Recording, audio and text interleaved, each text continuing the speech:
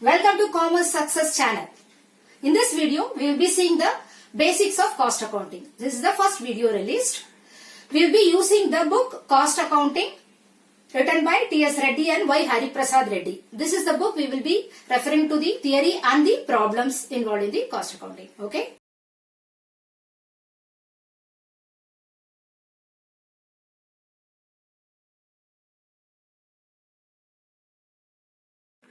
First, we will see what is the definition of cost.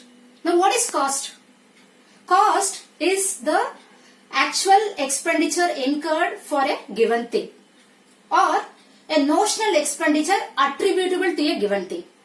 This is the definition given by Institute of Cost and Management Accountants of India and SEMA London. Okay, so what is cost? I'll again repeat. Cost is defined as the actual expenditure incurred for a given thing. Second, notional expenditure attributable to a given thing. So now we know what is the cost. Next we will see what is cost accounting. Cost accounting is nothing but the process of accounting for the cost. In other words, it is the process of recording and accounting all the elements of cost. So that is called cost accounting. Now, why do we need to have the cost data? First thing, in order to find out what is the total price of a product. So, to ascertain the cost, we need to have the cost data. Second thing, we need to have the cost data for fixing the selling price of a product. Now, how do we fix the selling price of a product? Normally, we take what is the cost involved in the product, then we add some profit margin and then we sell it in the market. So, to determine what is the final selling price of a product, we need to have the cost data. Third thing, we need to have the cost data in order to control the cost.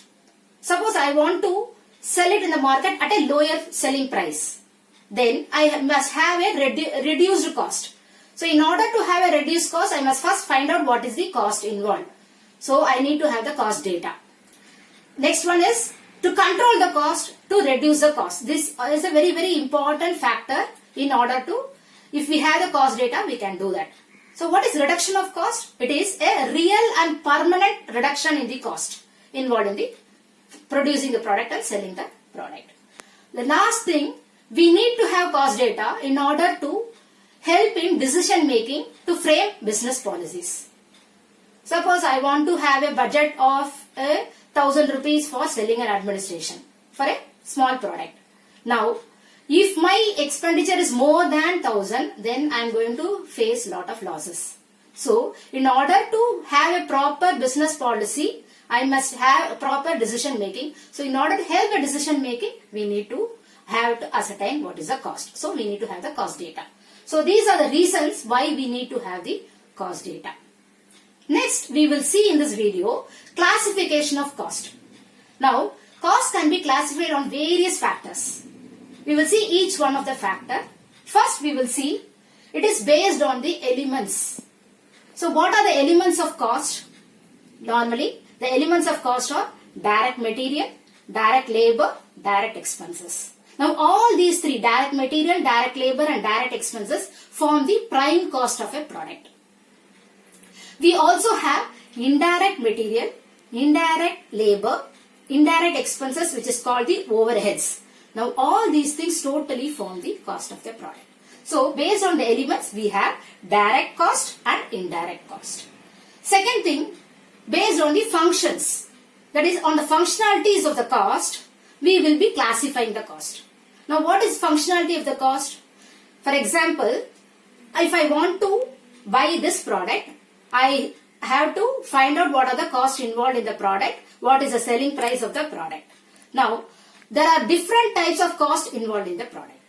Suppose I am trying to manufacture the cap of this product and then I want to find out the cost of the body of the product. Then I have to find out the nib involved. What is the cost involved for the nib of the product? Then I have to pour the ink. Then I have to assemble all these products, all these things and then finally make it as a finished product. So, the process of converting the raw materials into the finished product is called the production cost. So, what is the first one? Under functionality, we have production cost. Then we have administration cost. Now what is administration cost? It is the office cost. What is the office cost? For example, I am trying to pay the salaries to HR people. They are the supporting people for the product. Now that is what the salaries or the depreciation, all these things will come under the office cost. Rent of the business premises, that is also coming under office cost or administration cost. Third one is the selling and distribution cost. Now what is selling and distribution cost? I have produced the product. Now I have to market the product in order to sell it. So the marketing cost involved in the product is called the selling and distribution cost. It is also called as selling expenses. Now selling expenses will include the packaging cost. Suppose I have produced this product. Now I have to package it in such a way. I have to put it in a cover and put it in a box and then only sell it in the market. So the packaging cost involved is also part of the selling cost. Now sometimes I will keep all my finished products in a godown and then later on sell it in the market. So now the warehousing cost involved also is part of your selling and distribution cost. The fourth cost is the research and development cost. Suppose I want to improve the features of this product. So what do? I try to take a market survey, find out what are the features that are interested by that are the actual interest of the people. Now I have to find out how, can I develop the features. So I have a research cost expenses or research expenses and the development expenses for the improving the features. Now this is the research and development cost which also forms the part of the cost. So now what are the functionality cost? One is the production cost, second one is the administration cost, third one is the selling and distribution cost, and the last one is the research and development cost. Now the third type is the nature of cost. Now what is the nature of cost? You have two types. One is the direct and the indirect. In the direct cost and the indirect cost, you have certain classifications. What is it? You have fixed cost, variable cost, semi-variable cost. Now what is fixed cost? Fixed cost is those costs that do not involve or are not in proportion to the volume of the product. For example, I have for a particular batch I am producing certain 1000 units of a product. Now for the 1000 units the fixed cost remains the same. Maybe after a particular point it may increase, but till that point the fixed cost remains stable. It is not increasing in proportion to the volume of the product. So that is a fixed cost. Now what is variable cost? It is those costs which are variable as per the activity of the product or as per increasing in proportion to the volume of the product. So that is a variable cost. What is semi-variable cost? Which is partly variable is a semi-variable cost. So based on the nature we have fixed, variable and semi-variable cost. Next one is the controllability. Now what is controllability? There are two types. One is the controllable cost, other one is the uncontrollable cost. What is controllable cost? Which it can be directly influenced by the firm. Suppose I produce a product for 1000 units. I decide to produce now 2000 units. So naturally my expenses will be increasing. Now all those expenses which increase with the increased activity. Now if I want to control my cost, maybe I will try to reduce my volume. 1500, I will be producing 1500 units. So now here we have controllable cost. So I can control it to some extent. But sometimes I try to procure raw materials from the market. The raw material cost may increase. This cannot be controlled by the firm or the organization which is buying the product because it is determined by the market price of the raw material. So now that I am not having any control over that. That is an uncontrollable cost. So based on controllability there are two types. One is the controllable, other one is the uncontrollable. Next we will be discussing what is the based on the normality. What is normality? A normal expenses incurred during a normal course of activity is a normal expense. Then that means you have something called abnormal. So the second one is the abnormal cost. Now what is abnormal cost? All of a sudden there is a strike in the factory, so you close down the factory. And then afterwards you start again producing. Now there are certain extra costs involved.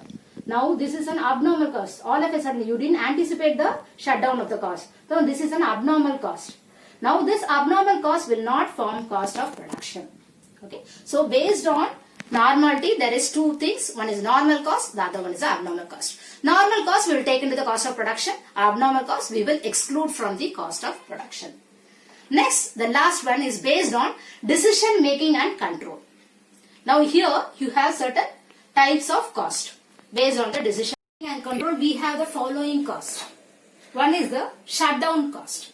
Now what is shutdown cost? Suppose the factory is shut down for some purpose. Okay. We will normally expect the cost to be reduced. But it will not reduce beyond a certain point. For example, even though the factory is shut down, the rent of the factory needs to be paid. Also, the security cost or the salaries for the security people, that also needs to be paid. This is in spite of the fact that this factory is shut down. So, there are certain costs involved even in the case when the factory is shut down. So, that is the shutdown cost. Next one is the sunk cost. Now, what is sunk cost? It is a cost which was incurred earlier in the past. Okay. Now, is it relevant for decision making? Because we have already incurred the cost. So, it is irrespective of the fact whether we will be using it or not. We have already incurred the cost, so it is a sunk cost. This cost will not be taken or it will not be relevant for decision making. The third one is the opportunity cost. Now, what is opportunity cost? It is a cost which is actually for an alternative choice. For example, I am purchasing a product or I am renting or hiring the product. Okay, for example, a cab. I am hiring a cab. Sometimes I may own a cab. So there is a difference between these two.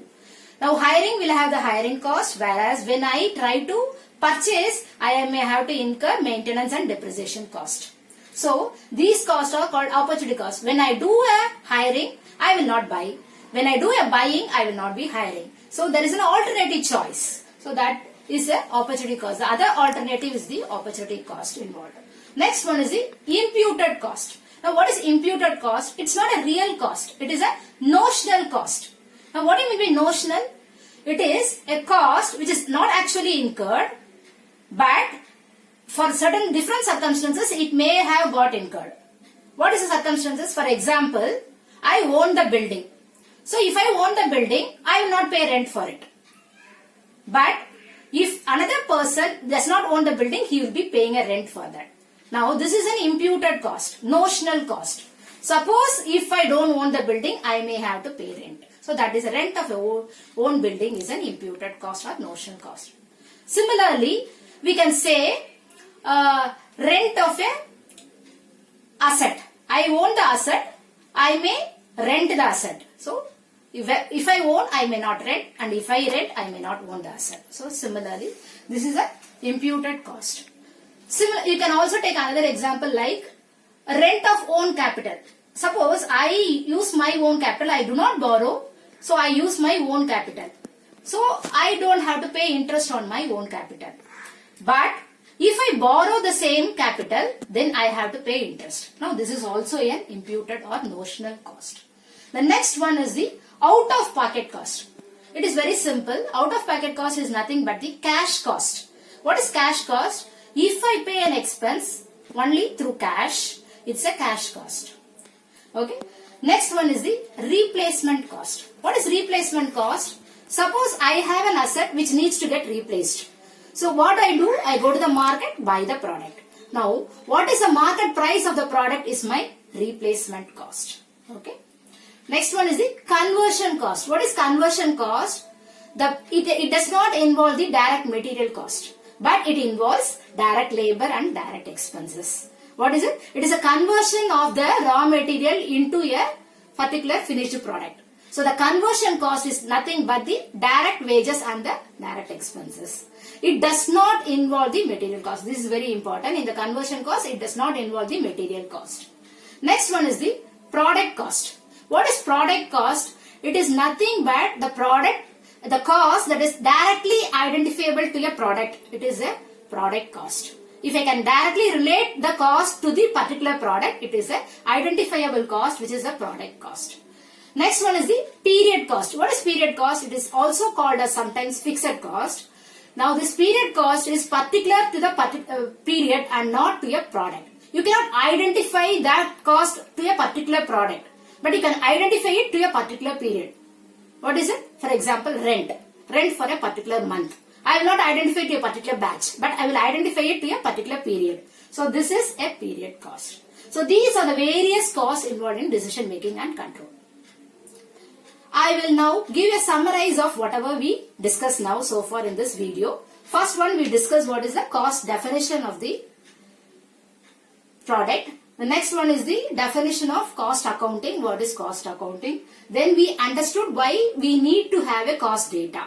The last one was what was the classification of cost. In the classification cost, there are mainly 6 types. One is based on the elements. That is, we have the direct and indirect. Then we have functions. There in the functionality, we have production, administration, selling and distribution, research and development. Then in the nature, we have fixed, variable, semi-variable. In the controllability, we have controllable cost, uncontrollable cost. Which is directly influenced by the firm is a controllable, and which is not directly influenced is uncontrollable. Then we have normality. Based on normality, normal cost, abnormal cost. Then decision making and control, we have the following costs, which are the shutdown cost, sunk cost, opportunity cost, imputed cost, out of pocket cost, replacement cost, conversion cost, product cost, period cost. So now these are the basics of cost accounting. This video is released for this particular classification of cost. We will see in the next video. Thank you, viewers. If you like this video, press the like button, subscribe. You will get more and more videos of this sort and you can always benefit from that. In case of any queries, you can post it in the comment section. Thank you, viewers.